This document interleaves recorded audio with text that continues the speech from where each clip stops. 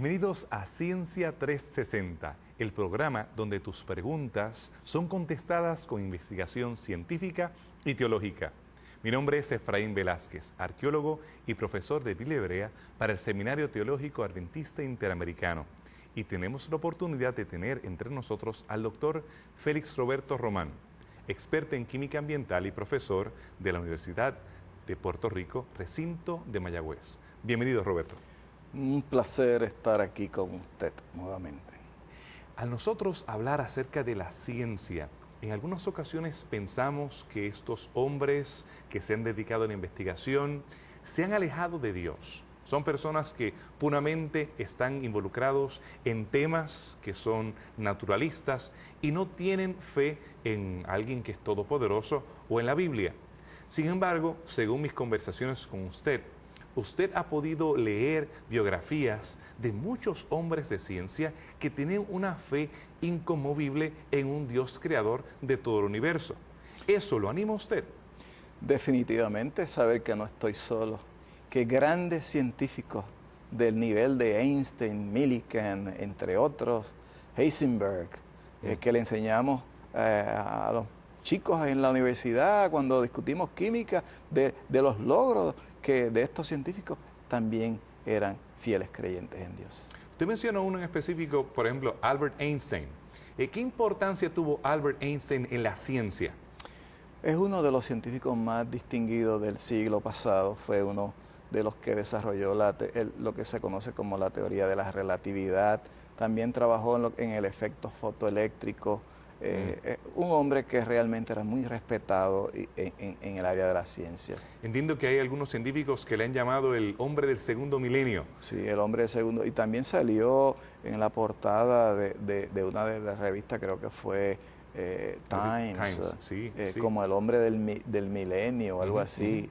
Sí. Un hombre impactante y realmente su historia personal, naciendo en Alemania, yendo a Suiza y terminando en los Estados Unidos, es inspiradora y muchas personas han escrito y se han referido a él, pero en algunas ocasiones en las referencias biográficas, por alguna razón, olvidan el mencionar que él tenía fe en Dios, según tengo entendido. Sí, era un hombre que decía que entre más estudiaba la ciencia, más creía en que había un Dios. Tengo algunas citas que usted ha compartido conmigo que quisiera que usted tal vez me contribuyera o tal vez me ampliara según su experiencia. Por ejemplo, se cita a Einstein, lo hizo Ronald Clark, diciendo, yo quiero conocer cómo Dios creó el mundo. No está interesado en aquel detalle o otro de un fenómeno, el espectro de aquel o otro elemento. Yo quiero conocer sus pensamientos. El resto son solamente detalles.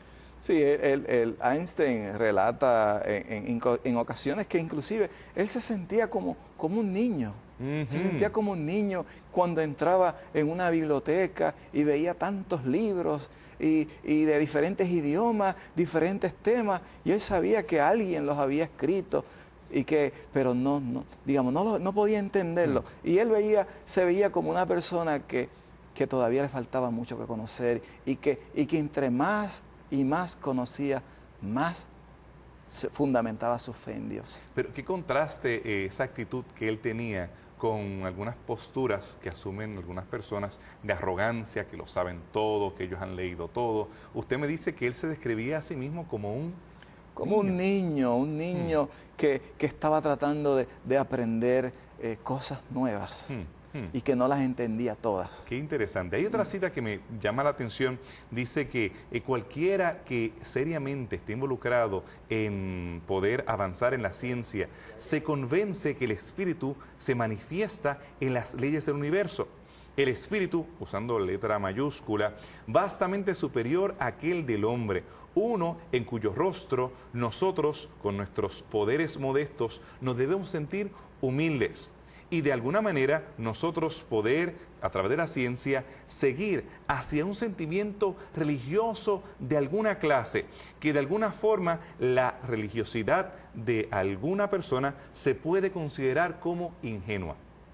Sí, él era un hombre que tenía era un creyente en Dios y hablaba del universo, de las leyes del universo. Él entendía que el universo, contrario a lo que pretendemos, pretenden algunas personas pensar que hubo caos, pero no, él lo veía como un universo controlado por leyes muy definidas. Me llama la atención que la cita que usted mencionó al principio, que él dice que entre más estudia la ciencia, más cree en Dios. Sí. Alguna persona creía que es lo contrario, que entre más estudiamos la ciencia, menos creemos en Dios. Einstein, esa fue una de las citas que a mí más me impactó. Entre más estudia la ciencia, más cree en Dios. Y yo comparto ¿Esa ha sido su experiencia? Yo comparto esa experiencia con Einstein. No me puedo comparar jamás con él. Einstein ha sido uno de los más grandes científicos del siglo pasado. Sí, sí. Pero sí comparto que cuando estudiamos la ciencia podemos ver las maravillas que Dios ha creado. ¿Usted ha visto eso en otros colegas suyos o usted es solo, aislado? No. Tengo muchos colegas que son creyentes, cristianos y que entienden que hay un Dios creador, un Dios ordenador, un Dios que estableció leyes. Usted me hablaba de su profesor consejero, que era un hombre que entiendo que creía en Dios. Sí, yo tuve el privilegio de estudiar en la Universidad de Nebraska en Lincoln, hice mi doctorado allá y mi mentor se llamaba Edward P. Rack, era un químico analítico, químico físico, estudiaba, su especialidad era radioquímica y siempre recordaba con mucho cariño que él nos llevaba para cuando estaba el día de Thanksgiving, de Acción de Gracias. Él hacía una reunión y dábamos gracias, orábamos y compartíamos de las Escrituras. Y eso a mí me impresionaba, me sentía a gusto trabajando con él. Hay veces que algunos jóvenes pueden pensar que van a tener siempre un clima hostil, que van a estar en un salón de clases donde su fe va a ser ridiculizada. Y escuchamos tantas historias de horror, pero aparentemente esa no fue su experiencia. Bueno, muchos de los hombres de ciencias más destacados, yo te di una lista ahí que vamos a revisar, eran fieles creyentes de Dios, pero personas que realmente han contribuido al desarrollo de la ciencia.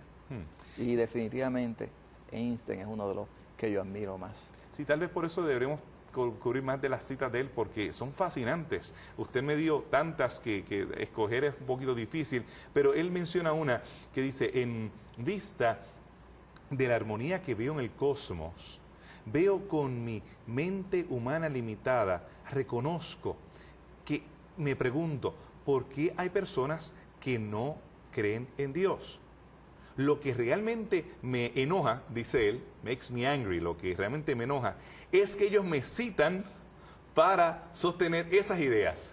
Sí, yo creo, eso es bien. ¿Te puedes imaginar a Einstein diciendo eso? Él estaba molesto porque algunas personas usaban cosas que él describía del universo para hacer llegar a conclusiones que él no apoyaba. Y él lo molestaba porque él era un fiel creyente de que había un Dios todopoderoso, organizador, que tenía control del universo y que había hecho obras maravillosas. Sí, yo me puedo imaginar a Einstein con su peinado característico. Con el pelo todo erizado. Sí, él hablando fuerte con su acento alemán, cuando estaba tal vez hablando el inglés, él diciendo que se enojaba que lo citaran a él para sostener que no se creía en Dios. Muy interesante. Sí. Al hablar acerca de estos fanáticos ateos, Einstein declara una cita que usted me seleccionó bastante profunda, filosófica, pero quiero compartirla con nuestros amigos televidentes. Dice que hay ateos fanáticos, que su intolerancia es de la misma clase que la intolerancia de los fanáticos religiosos que vienen de la misma fuente. Así que el ser un fanático, ya sea religioso o ateo, según él, viene de la misma fuente. Él los describe como esclavos que todavía sienten el peso de las cadenas que le habían sido libradas. Ellos son criaturas, que ellos están molestos con aquello que llaman el opio de las personas. Eso es citando a Marx. Y ellos no pueden discernir la música que hay en otras esferas. Lo maravilloso de la naturaleza no se hace más pequeño porque nosotros no lo podamos entender o medir. o porque nosotros no lo podemos acomodar a nuestros deseos humanos. Sí, era un hombre de una visión tremenda Ujú. y de pensamientos bien abstractos. Ujú. Y ahí eso es una muestra de su pensamiento con respecto a las personas que no comparten la fe como nosotros y que son fanáticos. Y yo creo que en ese sentido usted pues ha hecho un balance bien propio, porque usted tiene la oportunidad de hablar con la comunidad científica de forma tolerante, sin hablar de forma despectiva, porque a mí me entristece mucho cuando escucho retórica de parte de púlpitos o personas particulares que demonizan al científico, demonizan a aquella persona que cree en la evolución. Tenemos personas que creen en la evolución, puramente naturalistas y demás, pero son personas sinceros. En vez de hablar de ellos de forma despectiva, deberíamos hablar de ellos de forma positiva, nosotros ver en qué forma podemos acercarnos y establecer puentes de diálogo en vez de simplemente aislarnos y atomizarnos entre dos campamentos que están en conflicto. Sí. ¿Usted ha tenido la oportunidad de compartir con personas también que son diferentes, tienen una cosmovisión diferente a la suya? Sí, comparto con colegas que creen en la creación, pero la han adaptado de cierta forma, que creen en que la evolución jugó un papel que Dios Creación deísta. al principio creó las cosas y las dejó ahí para que surgieran, se desarrollaran. Ujú. Y yo personalmente no comparto esa visión. Pero usted tiene diálogo Pero con ellos. dialogo con ellos y les expreso mi forma y llegamos, nos respetamos mutuamente. Excelente, excelente. Fíjate, en otra cita que él menciona, dice que él tiene una firme creencia, una creencia que está basada en esa convicción profunda, que hubo una mente mayor que se revela a nosotros a través del mundo de la experiencia. Y vemos en eso la mano de Dios. Definitivamente. Tú lo que tienes que mirar es alrededor y ver la mano de Dios. La hermosa flor, el pajarito, esas hermosas escenas que se ven de la naturaleza. Y está bien descrito en la Biblia que a través de la naturaleza podemos ver la grandeza de Dios. Salmo 19:1. Salmo Los cielos cuentan la gloria de Dios y el Exactamente. firmamento denuncia la obra de sus manos. Amén, por eso. Indudablemente. Sí. Hay otro científico que usted también enseña en su clase de química, que es Max Planck. ¿Qué me puede hablar acerca del doctor Planck? Es un científico que también recibió el premio Nobel. Era una Ujú. persona muy distinguida. Si no recuerdo mal, trabajó también con cuestiones atómicas, Sí. la teoría cuántica. Exactamente, eso es lo que usted me Sí. estaba haciendo en sus Y en notas. en química estudiamos la teoría cuántica, es una teoría fundamental y déjeme decirle que es uno de los cursos más difíciles en química. Ujú. Cuando yo estaba en escuela graduada, ese curso muy matemático, explicando cómo matemáticamente los átomos tienen la configuración que tienen, cómo forman las moléculas, los enlaces, la teoría cuántica. Y este hombre la desarrolló, era un Este genio, hombre indudablemente. era para mí un genio, una persona que tenía una mentalidad excepcional. Vamos a ver algunas citas de él. En su libro que se titulaba ¿Hacia dónde va la ciencia?, publicado en el año 1932, él señalaba: nunca puede haber oposición real entre la religión y la ciencia, porque una es el complemento de la otra. Cualquiera persona que sea seria y reflexiva lo ha de reconocer. Yo pienso que el elemento religioso en la naturaleza debe ser reconocido y cultivado si todos los poderes del alma pueden actuar juntos para tener balance y armonía. Y ciertamente no fue por accidente que los grandes pensadores de todas las edades eran almas netamente religiosas. Sí, él mira hacia atrás, hacia otros científicos antes que él, y reconoce que a través de los tiempos, siempre, muchos de los científicos muy destacados eran hombres muy religiosos y que tenían fe, digamos, creían en Dios y en el Creador. Lo interesante es que se nos ha hecho pensar diferente, inclusive hasta en el mundo de la ciencia ficción. Tú puedes recordar al Viaje de las Estrellas, Sí, esta sí, serie. una de mis favoritas. Pues Me encantaba. los Trekkies. Sí, Star Trek, Viaje a las Estrellas. Y ahí tenemos que Captain Kirk, él cuando hablaba acerca con el vulcano, que era el hombre que era frío, sí. científico, analítico, racional. Era de una naturaleza, una evolución mayor. Aquellas personas, según Star Trek, que no creían en Dios, que eran el señor Spock, estoy hablando, él tenía que ser frío y tenía que ser racional. Pero no es así. Realmente nosotros no podemos considerar como el epítome de la sabiduría el ser frío y racional, sino que tenemos personas que eran creyentes y que son creyentes, que son sumamente inteligentes.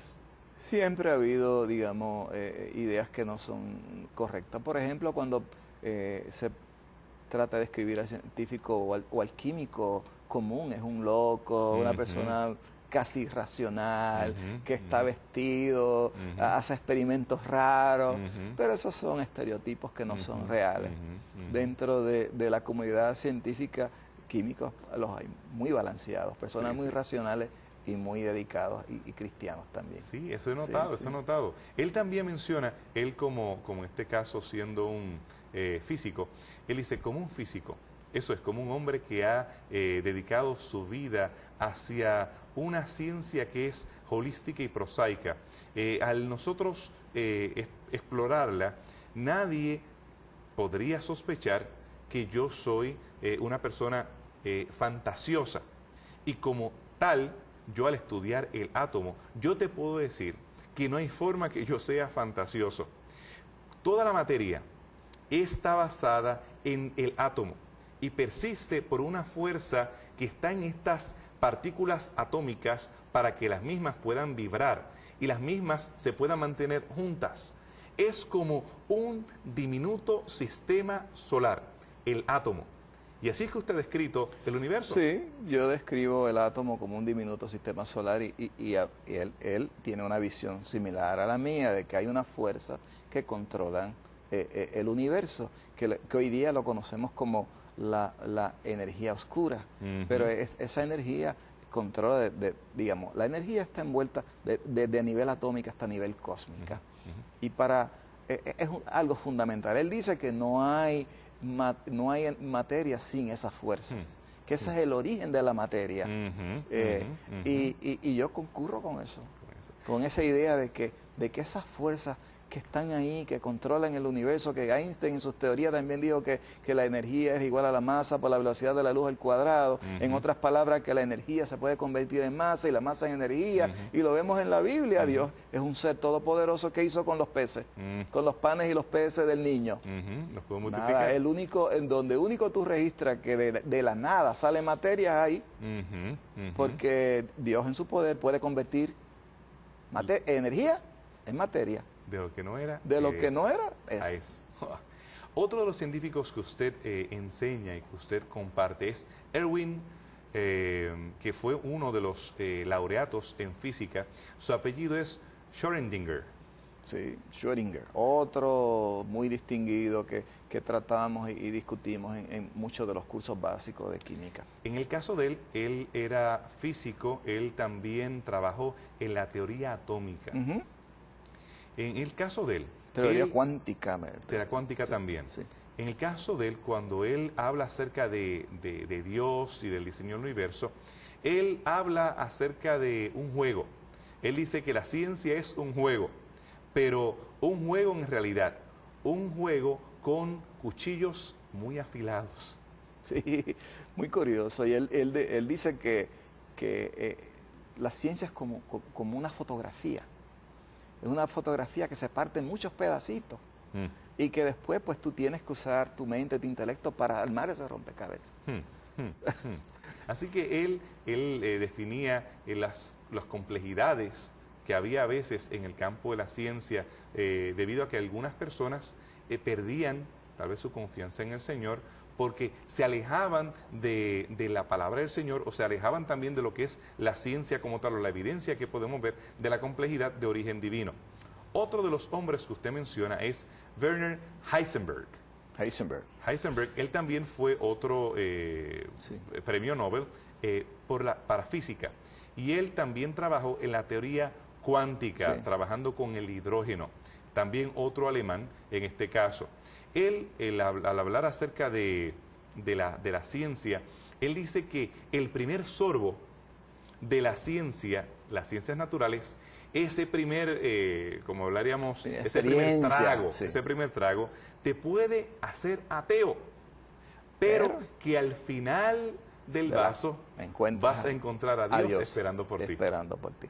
Sí, mi interpretación de lo que dice aquí con respecto al fondo del vaso que encuentra a Dios es que muchas veces cuando empezamos a estudiar la ciencia podemos perder el enfoque, podemos mirar y creer otras teorías, pero cuando nos adentramos en la ciencia y vemos cuán maravillosas son las cosas de Dios, no tenemos opción que creer en un Dios creador verdadero. Entonces, un poco de conocimiento en algunas ocasiones es muy peligroso.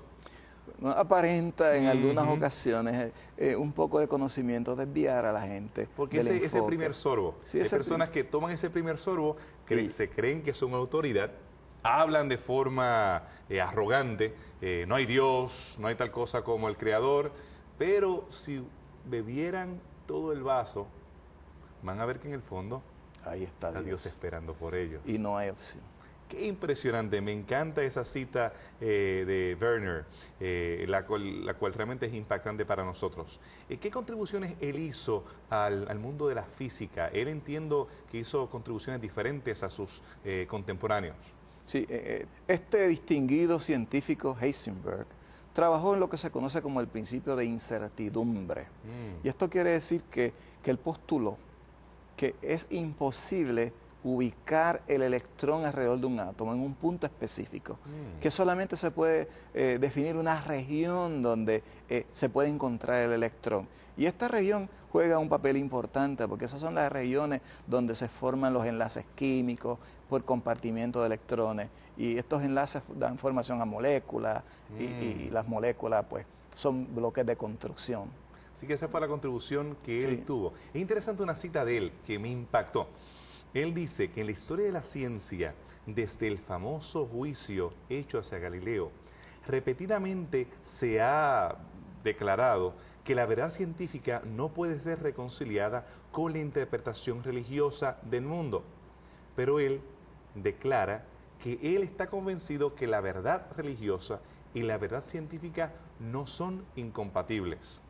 Definitivamente que no lo son. Estoy 100% de acuerdo con él.